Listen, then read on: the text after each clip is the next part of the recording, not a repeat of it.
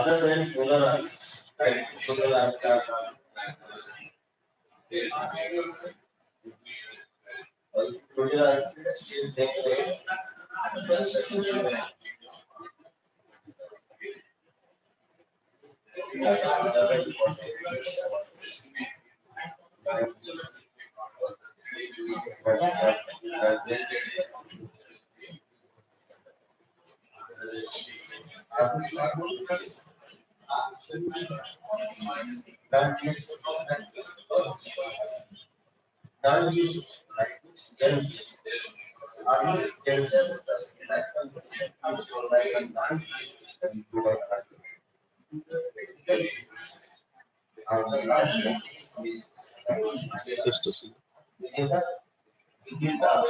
ठीक।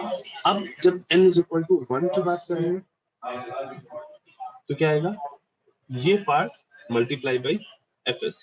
तो क्या है ये, देखो मैसेज सिग्नल का जो फोरियर ट्रांसफॉर्म था उसको हमने एफ एस फ्रीक्वेंसी से राइट साइड शिफ्ट कर दिया।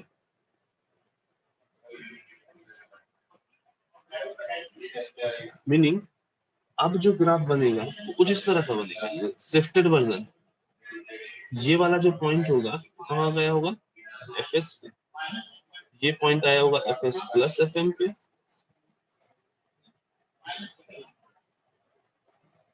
ये पॉइंट कितना आया होगा, F S minus F M. इसी तरह से जब n इज इक्वल टू -1 रखा गया ये वाला, तो क्या आया, m f plus F S. Meaning F S frequency, F S unit से लेफ्ट साइड शिफ्ट करना। कहाँ पे, यहाँ कहीं पे ऐसे बनेगा, सेंटर्ड है माइनस एफ एस। ये कहाँ पे आया, minus F S plus F M minus F S minus.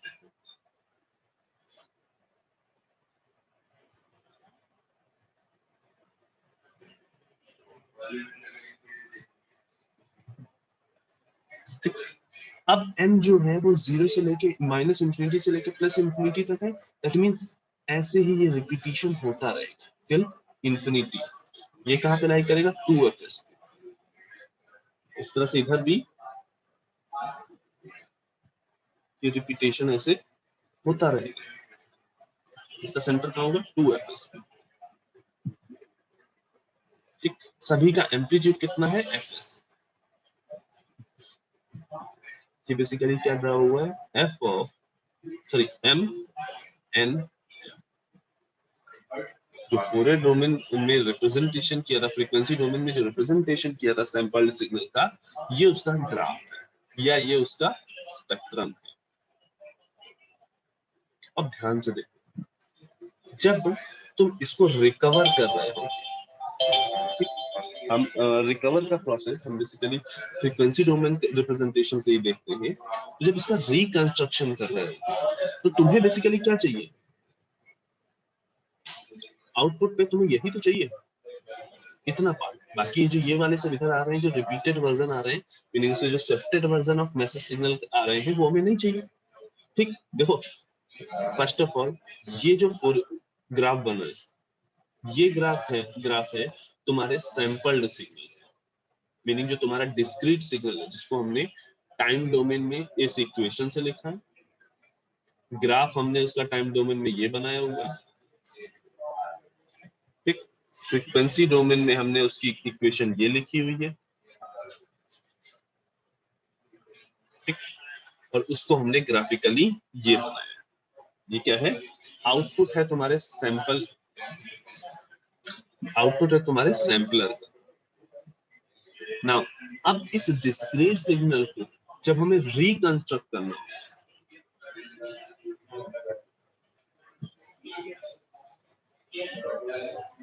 तो हम रिकंस्ट्रक्शन के लिए बाकी इक्वेशंस को ना देख के हम सिंपली इस ग्राफ को देख रहे हैं। क्यों, इससे हम इजीली फाइंड आउट कर सकते हैं कि कैसे हमें रिकंस्ट्रक्शन करना है। अब ध्यान से देखो, जो ये सैंपल्ड सिग्नल है उसका जब हमने फोरियर रिप्रेजेंटेशन किया, ये ग्राफ बनाया है, तो हमें क्या मिल रहा है, ये मैसेज सिग्नल का फोरियर ट्रांसफॉर्म। मैसेज सिग्नल के फोरियर ट्रांसफॉर्म का shifted version, again shifted version, इधर भी शिफ्टेड वर्जन, ये भी शिफ्ट, ठीक, ये जितने भी हैं सारे shifted version of message signal ही तो है। मैसेज सिग्नल का जो फोरियर ट्रांसफॉर्म था उसी का शिफ्टेड वर्जन है। तो अगर हम कोई यहाँ पे एक फिल्टर लगा लें, हम यहाँ पे कोई एक फिल्टर लगा लें, ठीक, और उस फिल्टर की हेल्प से, उस फिल्टर की जो रेंज रखे पास बैंड रेंज, वो क्या रखे, -FM से कुछ ज्यादा, +FM से कुछ ज्यादा, या एग्जैक्टली -FM से +FM,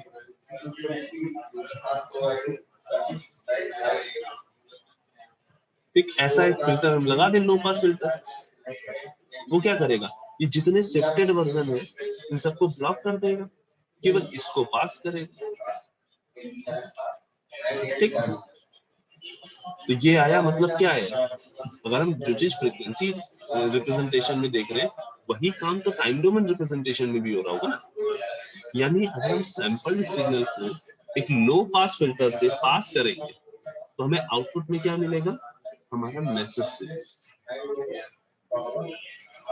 ठीक। रिकंस्ट्रक्शन के लिए में क्या करना होता है, पासिंग थ्रू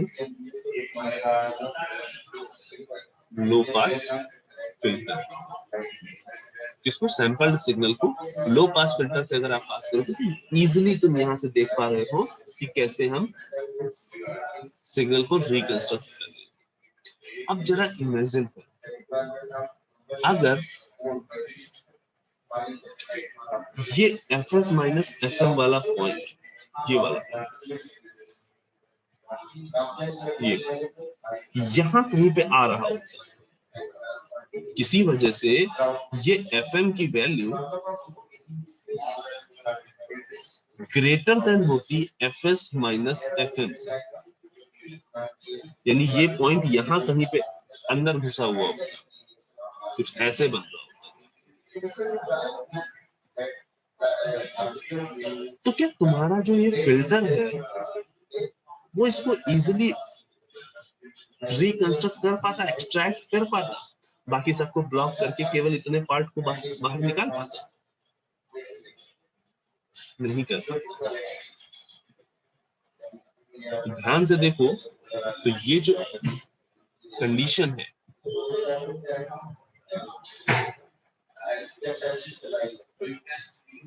ये क्या कह रही है, इस fm को इधर ले आओ, 2fm ग्रेटर देन fs या fs लेस देन 2fm। तो मीनिंग अगर सैम्पलिंग फ्रीक्वेंसी लेस देन हो गई 2fm से तो रिकंस्ट्रक्शन पॉसिबल नहीं है, इंफॉर्मेशन लॉस होना 100%। और यही तो मेरी सैम्पलिंग थ्योरम थी, सैम्पलिंग थ्योरम यही कह रही थी ना कि अगर ऐसा हुआ तो सिग्नल का लॉस हो जाएगा, यानी हमेशा हमें fs जो है वो ग्रेटर देन और इक्वल टू 2fm रखना होगा ताकि हमारे सिग्नल का लॉस नहीं हो, ठीक। मैक्सिमम क्या हो सकता है कि ये fm की वैल्यू और ये fs माइनस fm की वैल्यू, ये दोनों एग्जैक्टली इक्वल हो सकते हैं इसी ग्राफ में। एक कंडीशन ये हो सकती है,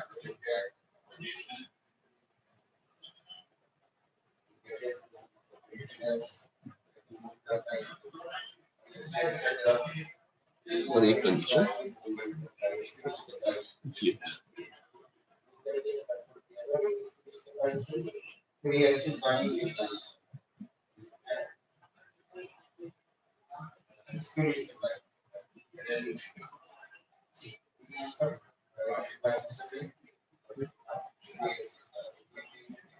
S minus fm, so this is minus fs minus fm plus fm, this is minus।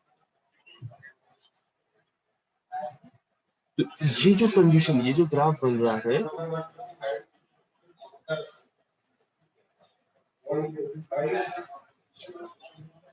ये बेसिकली कौन सा है, जब हमने ओवर सैंपलिंग रखी है। और ये जहां पे एग्जैक्टली टच कर रहे हैं, ये कौन सा ग्राफ है? Critical sampling. ये तब जब तुमने fs is equal to 2fm लिया हो।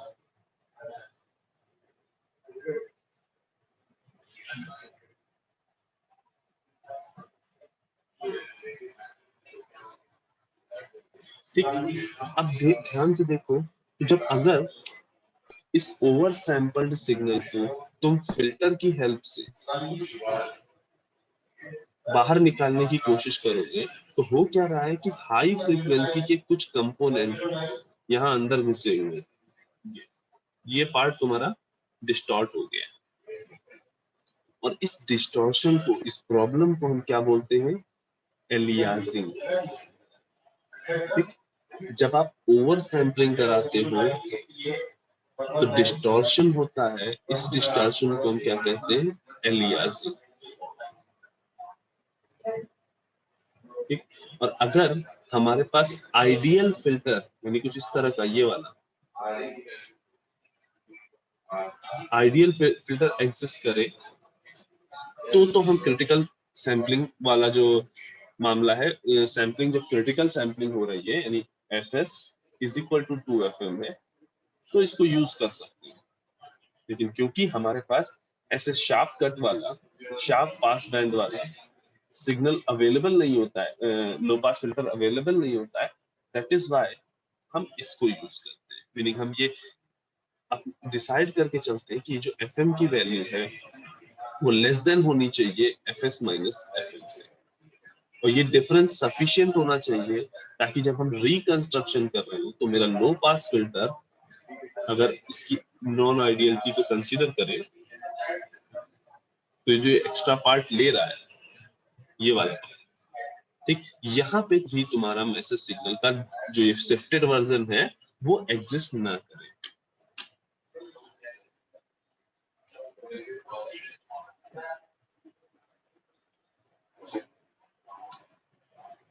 क्लियर? सभी लोग अपनी अटेंडेंस चैट बॉक्स में मार्क कर दें। एक पॉइंट और यहाँ पे हमें डिस्कस करना है। इनिशियली यहाँ पे हमने क्या लिया था? इम्पल्स सिग्नल लिए थे। ठीक, जब हमने मल्टीप्लिकेशन की बात की तो हमने इम्पल्स सिग्नल लिए थे। तो ये सैंपलिंग बेसिकली हमारी कहलाती है, जब हम इम्पल्स सिग्नल लेके चल रहे होते, ये सैंपलिंग मेरी कहलाती है नॉर्मल सैंपलिंग या नेचुरल सैंपलिंग। ठीक, अब क्योंकि इम्पल्स सिग्नल प्रैक्टिकली पॉसिबल नहीं है, प्रैक्टिकली एग्जिस्ट नहीं करते, तो उनका अप्रोक्सीमेशन हम लेते हैं और वहां पे हम यूज करते हैं पल्स ट्रेन।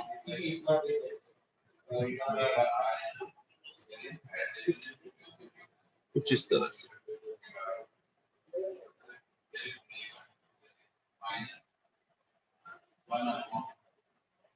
ठीक है, हम इम्पल्स सिग्नल लेके, क्योंकि अवेलेबल नहीं है, एक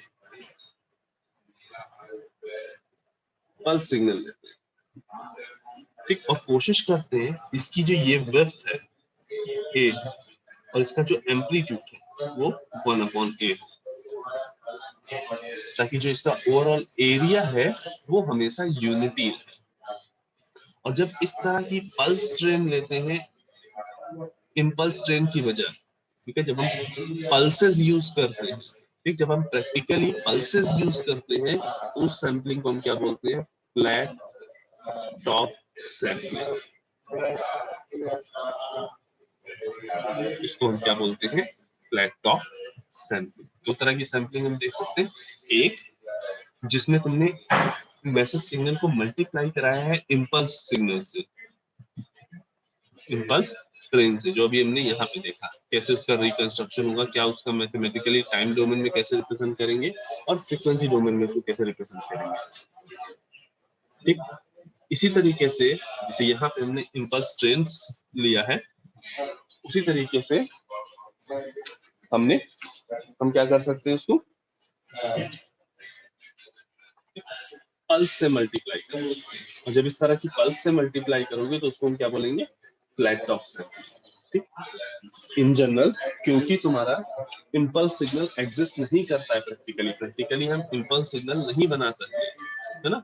जस्ट इमेजिन कि हम एक ऐसा सिग्नल बनाना चाहते हैं जो t is equal to exactly 0 पे इनफाइनाइट एम्पलीट्यूड ले, ठीक। तो ऐसा प्रैक्टिकली पॉसिबल नहीं है इसको बनाना, ठीक। दैट इज व्हाई हम लोग एक ऐसी पल्स ट्रेन लेते हैं जिसकी विड्थ और हाइट एक दूसरे की इनवर्सली प्रोपोर्शनल, राइट। और जब तब सैंपलिंग जब इससे कराएंगे, मीनिंग इस पल्स ट्रेन को जब मल्टीप्लाई कराओगे अपने मैसेज सिग्नल से, तो जो सैंपलिंग होगी वो क्या होगी, फ्लैट ऑफ सैंपलिंग, ठीक। किसी को कोई डाउट?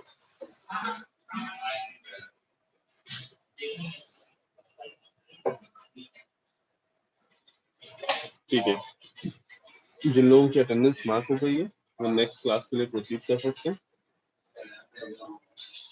जिनको कोई डाउट है वो अपना डाउट क्लियर कर सकते हैं।